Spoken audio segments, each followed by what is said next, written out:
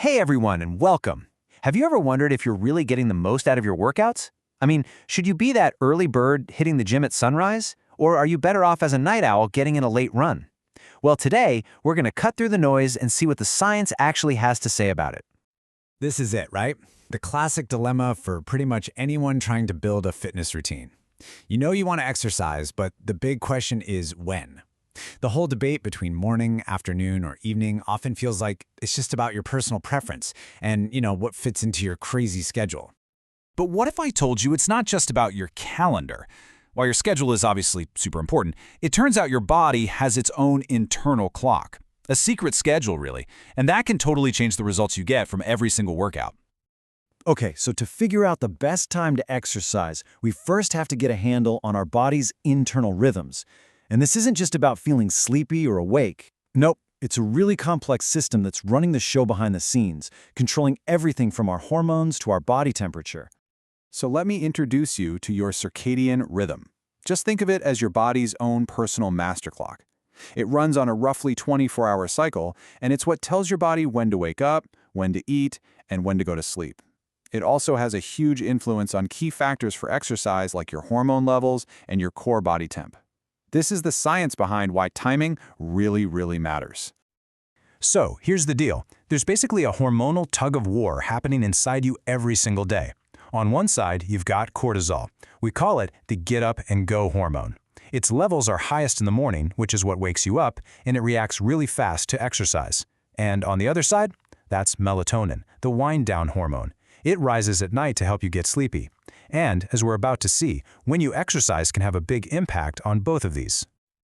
All right, let's start with the most popular choice out there, the morning workout. There's a really good reason so many people swear by getting their exercise in before the day really gets going.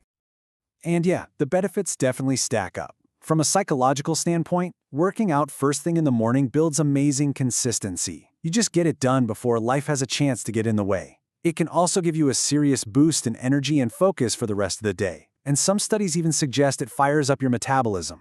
Plus, get this, research shows that a long-term morning routine can actually help you sleep better at night.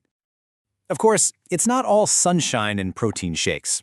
In the morning, your core body temperature is at its lowest point, which means your muscles are colder and, well, stiffer. So you might need a longer, more careful warm-up to perform your best and, more importantly, to avoid getting hurt.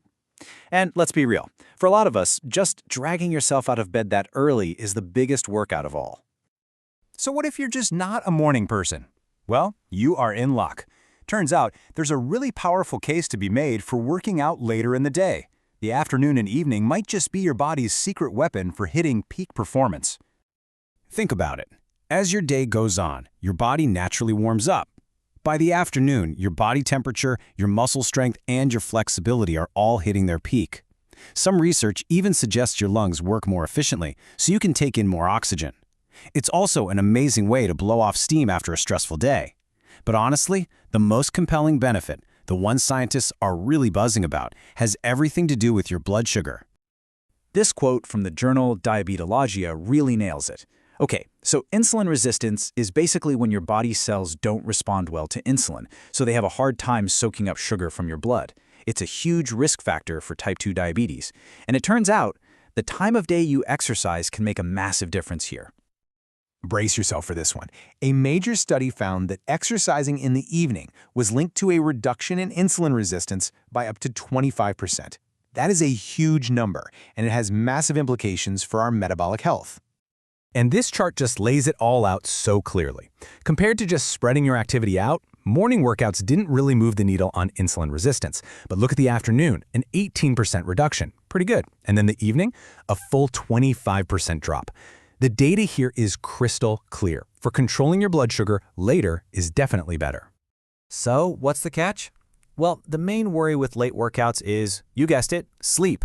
Intense exercise jacks up your heart rate and your core body temperature, and it can hit the pause button on that wind-down hormone, melatonin. All of that can make it tougher to fall asleep. And, after a long day, social plans, or just being totally exhausted can make it way too easy to skip that workout. But don't worry, there's a pretty simple fix for this. The science points to a clear buffer zone. If you want all the benefits of a later workout without messing up your sleep, just make sure you finish up at least 90 minutes before you plan to hit the pillow. That gives your body enough time to cool down and your mind time to unwind. Okay, we've looked at the pros, we've looked at the cons of morning and evening workouts. So what's the final verdict here? Well, honestly, the most accurate answer is that the best time to exercise really truly depends on what you want to accomplish. So let's break that down. This table really sums it all up perfectly. If your main goal is building a solid, consistent habit and maybe helping with weight loss, morning is probably your best bet. If you're an athlete who wants peak physical performance, lifting heavier, running faster, the afternoon is when your body is naturally primed and ready to go. If you want to improve your long-term sleep quality, a consistent morning routine has been proven to help. But if your main concern is blood sugar control, the evidence points overwhelmingly to the afternoon or evening. Look, we can analyze circadian rhythms and hormone levels all day long, but none of it, absolutely none of it matters if you don't actually do the workout. The most critical point, above everything else we've talked about, is consistency. The best time to exercise is, simply put, the time you will actually consistently do it. So in the end, the science gives us a fantastic roadmap, but you're the one in the driver's seat. You now have the information to match your workout time to your personal goals. So listen to the science for sure, but more importantly, listen to your body and your schedule. What time of day makes you feel strong, energized, and ready to come back and do it all again tomorrow? Because the best workout plan in the world is the one that works for you.